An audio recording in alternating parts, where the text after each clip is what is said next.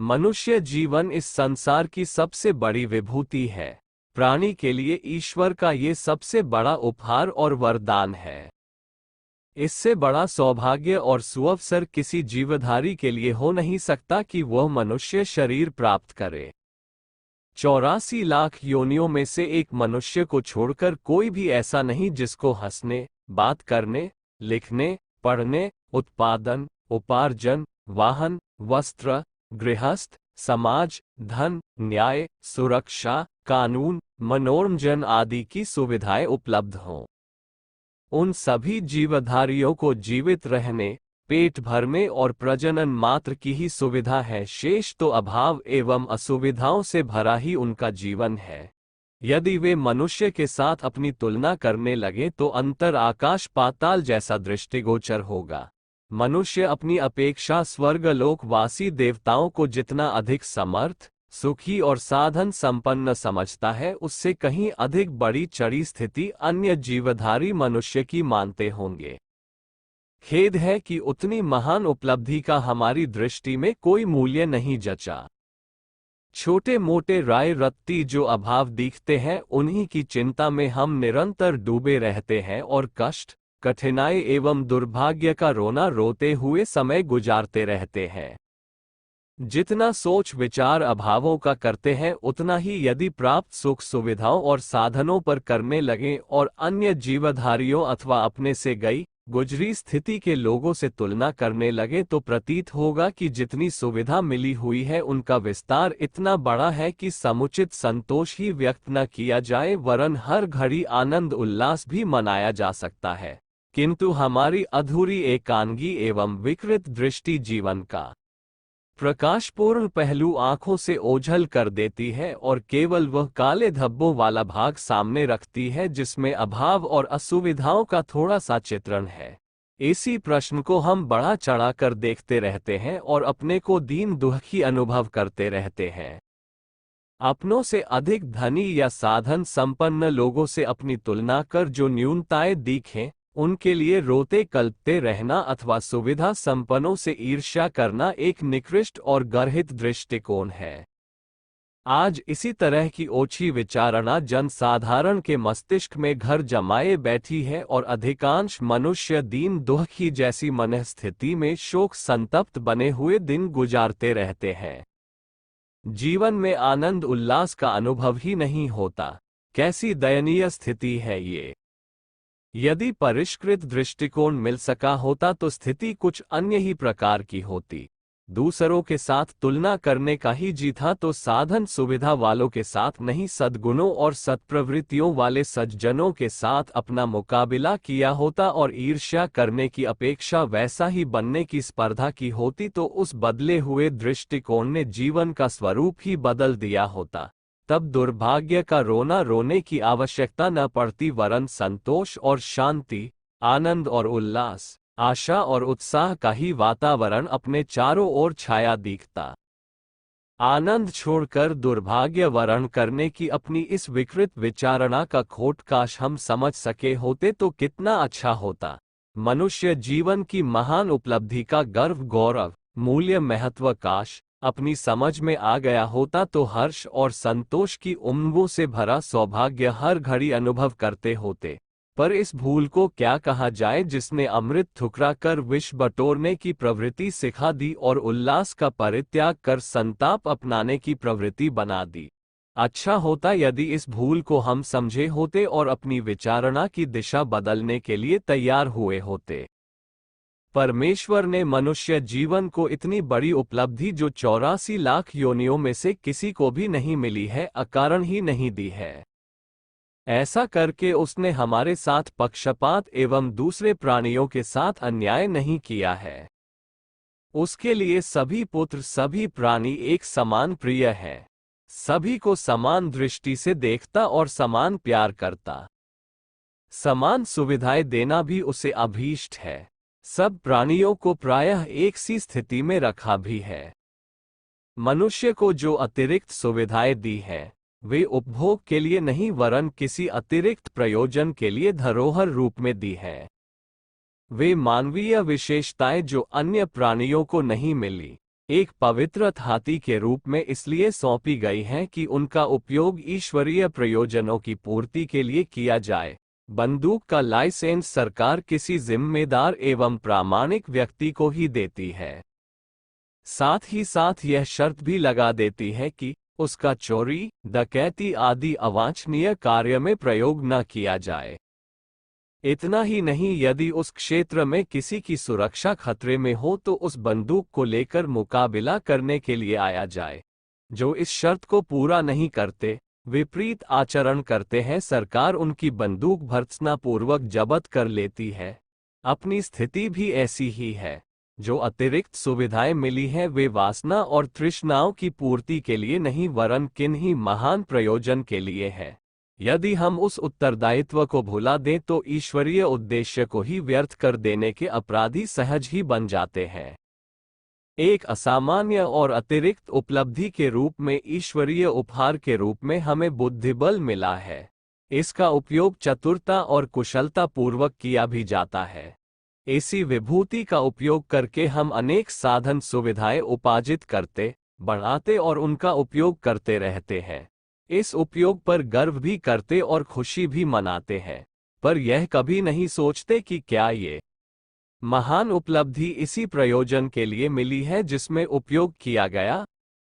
यदि इस लक्ष्य पर गंभीरतापूर्वक विचार करें तो दो तथ्य उभर कर सामने आते हैं। एक ये कि ईश्वर पक्षपाती और अन्यायी है, क्योंकि मनुष्य को उसने अगणित सुविधाएं दी और अन्य प्राणियों को उनसे वंचित रखा। दूसरा ये कि यदि ईश्वर न्यायकारी और समदर्शी है तो उसके यह अनुदान उपयोग के लिए किसी ऐसे अतिरिक्त प्रयोजन के लिए है जिसे समझने और स्वीकार करने में हम भयंकर भूल करते चले जा रहे हैं। ईश्वर को पक्षपाती अन्याय मानने वाली बात सही नहीं, सच्चाई ये है कि हम ही जीवनोद्देश्य को समझने में भारी भूल करके ईश्वरीय उद्देश्य को व्यर्थ बनाने और नष्ट करने पर तुले हुए हैं। दूसरों के साथ दिल्लगीबाजी की जा सकती है पर ईश्वर के महान प्रयोजन को झुठलाया नहीं जा सकता। उसके साथ मखौल करके चतुरता का दावा नहीं किया जा सकता। ये चतुराई अंततः भारी महंगी पड़ेगी। पेट और प्रजनन की पूर्ति के लिए किए गए प्रयास किसी बड़ी बुद्धिमत्ता के प्रतीक नहीं हो सकते। कीड़े मकोड़े और पशु पक्षी भी इन प्रयोजनों की पूर्ति में कुशल और सफल रहते हैं। इतनी भर बात के लिए यदि मनुष्य जीवन जैसी महान उपलब्धि यूं खर्च हो जाए तो इसमें बुद्धिमत्ता की अतिरिक्त बुद्धिबल के सदुपयोग की बात कहाँ रही। विचारणीय यह है कि क्या हम पेट और प्रजनन जैसी पशु प्रवृत्ति के ऊपर उठकर कुछ और चाहते, सोचते और करते हैं? यदि नहीं, तो क्या यही हमारा जीवनोद्देश्य, लक्ष्य और महान उपलब्धियों का सदुपयोग है? इन प्रश्नों पर बार बार हर बार अनेक बार विचार करना चाहिए। यदि ये दिखाई दे कि हम अनुपयुक्त दिशा में चल रहे हैं और अवांछनीय गतिविधियां अपना रहे हैं तो विवेक एवं दूरदर्शिता का तकाजा यही है कि अपनी भूल को सुधारें और उस क्रियाकलाप को रोकें जिसे अपनाने पर केवल पश्चाताप ही हाथ लगने वाला है। पशु केवल वर्तमान को देखता है, न वह भूतकाल के अनुभवों और निष्कर्षों पर विचार करता है और न आगे होने वाले भले बुरे परिणामों के संबंध में सोचता है। उसे केवल आज का अभी का आकर्षण प्रभावित करता है और उसी से प्रभावित होकर वह जो प्रिय लगता है, करता है। लगता है यही रीति नीति हमने भी अपना ली है। भूतकाल जितनी विषम योनियों में होकर गुजारा और इस अलभ्य अवसर को मानव जीवन को गंवा देने पर आत्मग्लानि, ईश्वर की नाराजी, कर्तव्य भुलाने की प्रताड़ना तथा फिर 84 लाख योनियों में भ्रमण करने की अंधकार भरी संभावना पर विचार करें तो विवेक यही कहेगा कि जीवनोद्देश्य की पूर्ति के लिए कुछ करना आवश्यक है। वासना और तृष्णा ही सब कुछ नहीं है। इन दो की परिधि में सारी विचारणा और अभिरुचि केंद्रीभूत किए रहना ही बुद्धिमत्ता नहीं है वरन ये भी समझदारी ही है कि मानव शरीर जैसे बहुमूल्य सुअवसर का सदुपयोग करने की बात सोची जाए। पेट और प्रजनन के लिए सारा समय और सारा उत्साह नियोजित किए रहना और उन क्षेत्रों में से कुछ क्षेत्रों की हंसी खुशी प्राप्त करते रहना सर्वविदित बुद्धिमत्ता मानी जाती जरूर है, पर वास्तविकता वैसी है नहीं। इन सुविधाओं को तो कृमि कीट भी जुटा लेते हैं, कीड़े मकोड़े भी पेट पालते और बच्चे जनते हैं। ये दो कार्य ही मनुष्य जैसे विशिष्ट प्राणी के हिस्से में आए। वो इन्हीं दो आकर्षणों में बंधा विचरता रहा तो उसकी क्या विशेषता रही? बुद्धिमत्ता ने उसे विशिष्टता क्या प्रदान की? भौतिक सुख ही पाना है तो वह कम से कम कुछ तो टिकाऊ होना ही चाहिए, जो आने के साथ ही विदा हो जाए, क्षण भर भी न रुके और जिसका परिणाम पश्चाताप एवं प्रताड़ना के रूप में मिले। भला वह भी कोई सुख है? जीभ का चटोरापन कल्पना में तो बड़ा आकर्षक लगता है। स्वादिष्ट पदार्थों को जब तक खाया नहीं है तब तक वे बड़े आकर्षक लगते और मन को ललचाते हैं, पर जब खाने बैठते हैं तो 5 मिनट भी नहीं बीतते कि पेट भर जाता है और उन आकर्षक पदार्थों का 1 ग्राम भी पेट में हंसना कठिन हो जाता है और वे बुरे अनाकर्षक लगने लगते हैं। जो सुख 5 मिनट भी स्थिर न रह सके, पेट को अनावश्यक रूप में भरने और पीछे अस्वस्थता में फंसने की भूमिका बनाए, भला वह भी कोई महत्वपूर्ण सुख है? ऐसी जीभ लोलुपता के लिए अति आकर्षित रहने, व्यंजनों के लिए बहुत समय और धन कमाने तथा नीति अनीति का ध्यान रखे बिना साधन जुटाने के लिए यदि हमारी प्रवृत्ति होती है, तो उसे समझदारी कैसे कहें? रूखा सूखा खाकर स्वास्थ्य संभाले रहने वाली सस्ती खाद्य सामग्री पर संतोष करके स्वल्प श्रम और स्वल्प समय में काम चलाओ व्यवस्था जुटाई जा सकती है। ऐसा संतोष कर लेना और इस जंजाल से बचाई हुई शक्ति को महत्वपूर्ण काम में लगाना दूरदर्शिता ही मानना चाहिए, ना समझी नहीं। होटलों के रहने, व्यंजनों के व्यय और स्त्रियों का सारे दिन चौके चूल्हे का जाल बुनते रहना, समय व शक्ति का सदुपयोग कहाँ हुआ? क्षणिक लिप्सा हमारी महत्वपूर्ण क्षमताओं का अपव्यय और दुरुपयोग करे, यह मानवीय बुद्धिमत्ता की एक दुर्भाग्य विडंबना ही कही जाएगी। पेट के बाद प्रजनन आता है, यद्यपि वह जीभ से अधिक आकर्षक लगता है, पर है उससे गए गुजरे दर्ज का। जीभ कम से कम शरीर चलाने के लिए कुछ रस रक्त का साधन तो जुटाती है और आहार के बाद कुछ बल एवं उत्साह दे देती है, पर काम कौतुक में तो वैसा भी कुछ नहीं है। कुछ क्षण एक उन्माद सा आता है और नशा उतरने पर थके टूटे शराबी की तरह शरीर अशक्त लुंज पुंज गिरा मरा निर्जीव निष्प्राण सा बन जाता है। ये जंजाल हर बार शरीर और प्राण के भंडार को बुरी तरह घटाता और तोड़ता चलता है। जिस शक्ति के ऊपर चेहरे का तेज, वाणी का प्रभाव, मस्तिष्क की प्रखरता, आत्मबल की ज्योति, शरीर को परिपुष्टता आदि विभूतियां अवलंबित है, उसे गंदी नाली में निचोड़ते रहने और खोखलेपन का भार पल्ले बांधते चलना समझदारी का आधार नहीं है। संतान पल्ले बांध जाती है तो उसे निभाना और संभालना ही पड़ता है। प्रकृति ने मन में एक आकर्षण जोड़ दिया है, सो संतान पालन जैसे व्यय साध्य और कष्ट साध्य काम को करने के लिए भी प्राणी करता ही रहता है। पर विवेकपूर्ण देखा जाए तो लगेगा कि इतनी शक्ति जितनी संतान पैदा करने, पालने और दुखद परिणाम भोगने में होती है, उतनी बचाकर यदि कोई आत्म कल्याण एवं परमार्थ प्रयोजनों में नियोजित कर सकता हो तो महामानव एवं नर नारायण बन सकता है। किसी जमाने में बच्चे पैदा करना सूखी जमीन को सरसब्ज बनाने के लिए आवश्यक रहा होगा। आज तो हर नया बालक धरती पर अभिशाप और जन समाज के लिए विपत्ति बनकर ही जन्मता है। उपभोग की साधन सामग्री बढ़ नहीं रही है, धरती ने अधिक अन्न उगाने की शक्ति से इनकार कर दिया है। ऐसी दशा में भी बच्चों के भार को बढ़ाते चलना, भूखे मरने, परस्पर लड़कट कर नष्ट हो जाने अथवा वृष्टि अनावृष्टि महामारी आदि दैवी विपत्तियां आमंत्रित करना ही कहा जाएगा। आज की परिस्थितियां कहती हैं कि कम से कम 20 वर्ष तो बच्चे पैदा करना एकदम बंद कर दिया जाए और पीछे परिस्थितियों के अनुरूप एक ही बच्चे की बात वे लोग सोचें जिनके पास उन्हें सुसंस्कृत, सुविकसित एवं परिपुष्ट बनाने के समुचित साधन विद्यमान हों। साधनों के अभाव में पैदा किए हुए बच्चे रुग्ण, मूर्ख, दुर्गुणी एवं धरती के भार ही बन सकते हैं। ऐसा प्रजनन समस्त समाज के लिए अभिशाप बनता है और उन काम क्रीड़ा में प्रवृत्त दुर्बुद्धि माता पिता पर लानत की वर्षा करता है।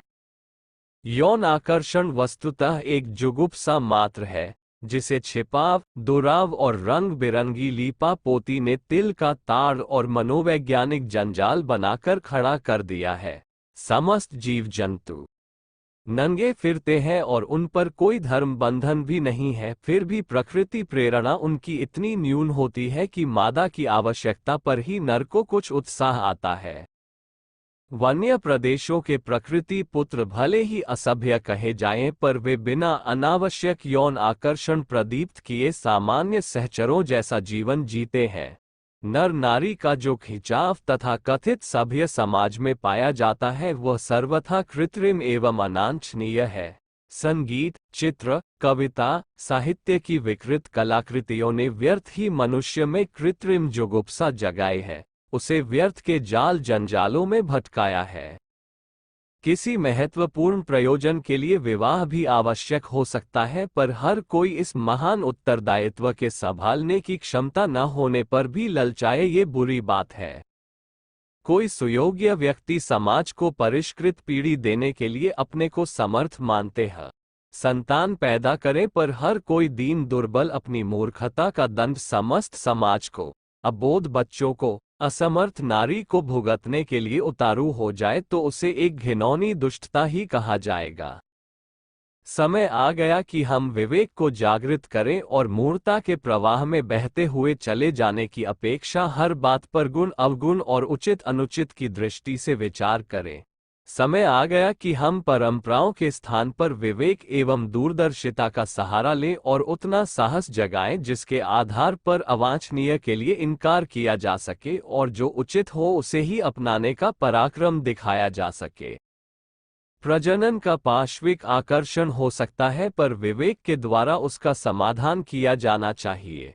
उसकी क्षतियों पर विचार किया जाना चाहिए और ये देखा जाना चाहिए कि 2-5 मिनट के उन्माद के वशीभूत होकर हम कितने जाल जंजाल अपने लिए तैयार कर रहे हैं और उस बीच से उत्पन्न होने वाली शाखा प्रशाखाओं एवं समस्या उलझनों का विस्तार कितना बड़ा है। साथ ही सहचर, धर्मपत्नी, धर्मपति, अर्धांगिनी, जीवन संगी की बात सोचना इस पाप, पाखंड और स्वार्थ संकीर्णता के जमाने में व्यर्थ है। काम लिप्सा की पिशाचनी ही सर्वत्र नंगा नाच कर रही है।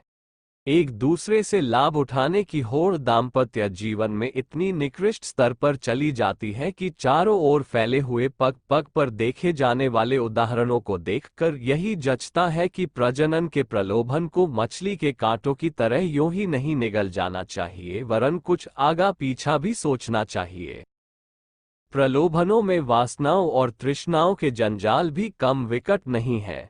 मिथ्या अहंकार प्रदर्शित कर एक दूसरे पर रौब जमाने की प्रवृत्ति कितनी विडंबना भरी, कितनी कृत्रिम, कितनी उपहास्यास्पद और कितनी खर्चीली है, उसे देखते हुए आश्चर्य होता है कि आखिर लोगों ने उसे किस लिए अपना लिया। फैशन, पोशाक, सजावट, श्रृंगार के खर्चीले उपकरण लोग इसलिए जुटाते हैं कि लोग उन्हें अमीर माने। समझा जाता है कि अमीरी में ही सम्मान है। सम्मान की भूख बुझाने के लिए लोग अपने साधनों का प्रदर्शन करते हैं। ये कितनी बचकानी और ओछी समझ है। सम्मान सद्गुणों और अनुकरणीय सत्कर्मों का होता है। नाटकीय श्रृंगार से सजे हुए बहरूपिये अपने मन को धोखा भले ही दे ले, हर समझदार आदमी उनके ओछेपन पर व्यंग ही करेगा और उपहास की दृष्टि से ही देखेगा। नामवरी के लिए गुंडोगर्दी की, फिजूल खर्ची की, अमीरी का ढोंग बनाने की बात जिन्हें सूझती है वे समझदारों की समझदारी की दुनिया से बहुत दूर हैं, यही कहना चाहिए। कोई नासमझ ही उनके झांसे पट्टी से प्रभावित हो सकता है। जिसमें असलियत समझने की क्षमता है उसे इस प्रकार की विडंबना बनाने वाले का घटिया स्तर समझने में देर न लगेगी। स्मरण रखा जाना चाहिए, अगले ही दिनों अमीरी किसी को प्रशंसा का कारण नहीं रहेगी, वरन जो जितना मालदार होगा उसे उतना ही घृणित, निष्ठुर एवं दुष्ट माना जाएगा। विवेक पूछेगा, जब उसके पास इतना उपार्जन था तो समाज के पिछड़ेपन को दूर करने में उसे खर्च क्यों न कर सका? प्यासी मानवता की आवश्यकताएं इसकी आंख से ओझल कैसे रहीं? अभाव और आवश्यकता से विकल समाज का सदस्य रहते हुए भी एकाकी गुलछो उड़ाने की बात इसके गले कै उत्तरी? ये प्रश्न दिन दिन उभरते चले जाएंगे और कुछ ही दिने हैं लोग अमीरी को उतनी ही घृणित समझेंगे जितनी डकैती को। इसलिए बड़प्पन के लिए अमीरी बढ़ाने या उसका आडंबर बनाने की बात समय से पहले ही दिमाग में से निकाल देनी चाहिए। यह नशा सम्मान का नहीं अपमान का कारण बनता जा रहा है। क्या करें क्या न करें, इस प्रश्न पर हमें 1000 बार सोचना चाहिए। हमारी जीवन की दिशा और कार्य पद्धति क्या हो, इस लक्ष्य पर लाख बार विचार करना चाहिए। ये प्रश्न व्यर्थ के नहीं हैं, इन्हें गौण नहीं माना जाना चाहिए, वरन बुद्धिमत्ता की सर्वोपरि चुनौती के रूप में उन समस्याओं का हल और समाधान खोजना चाहिए। बार बार कसौटी लगाकर जांचना चाहिए कि क्या हमारी आकांक्षाएं, अभिरुचियां, प्रवृत्तियां और गतिविधियां खरी हैं या नहीं। यदि वे खोटी हैं तो इतना साहस इकट्ठा करना चाहिए कि उन्हें बदलें। यदि वे अनुपयुक्त हैं तो इतना पराक्रम सजग करना ही चाहिए कि प्रवाह में बहते जाने की व्यर्थता के विरुद्ध पैर जमा कर खड़े हो सकें। मानवीय बुद्धिमत्ता और दूरदर्शिता की पुकार है कि नर तन की महानता और जिम्मेदारी को समझा जाए। इस अनुपम सौभाग्य और सुअवसर के साथ मखौल दिल्लगीबाजी न की जाए, वरन उसका समुचित लाभ उठाया जाए। भगवान ने हमें जो दिया है उस पर संतोष करें। असंतोष की आग भड़काकर अकारण दिन रात अपने जलने की चिता न सजाएं। जो मिला है उस पर मोद मना और उसके सदुपयोग की बात सोचें।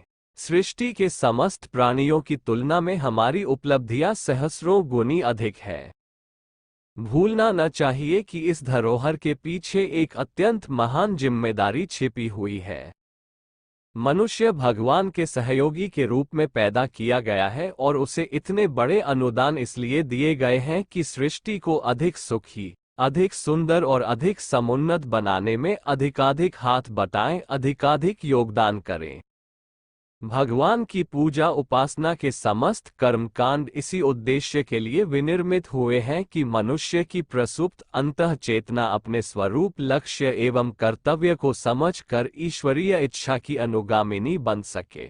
यही तत्वज्ञान ईश्वरीय प्रसन्नता का आधार है और इसी स्तर की गतिविधियां अपनाने से जीवन लक्ष्य की पूर्ति संभव हो सकती है।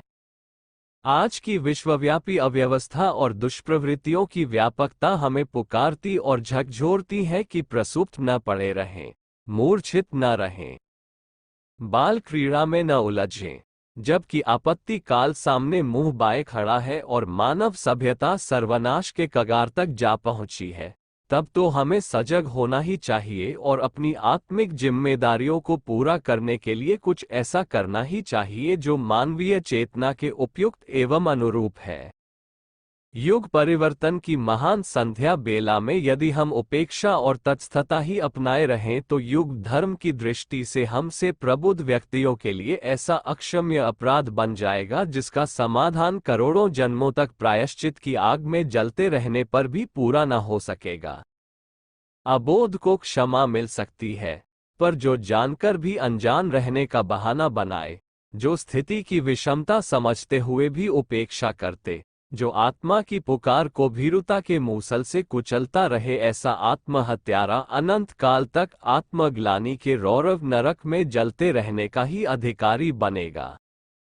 हम पेट और प्रजनन की लिप्सा लोलुपता को निरस्त करें, तृष्णा वासना के जाल जंजालों में ही उलझने, बंधने में अपना सर्वनाश न संजोते रहें, वरन साहस करके अपनी विचारणा और गतिविधि बदलें।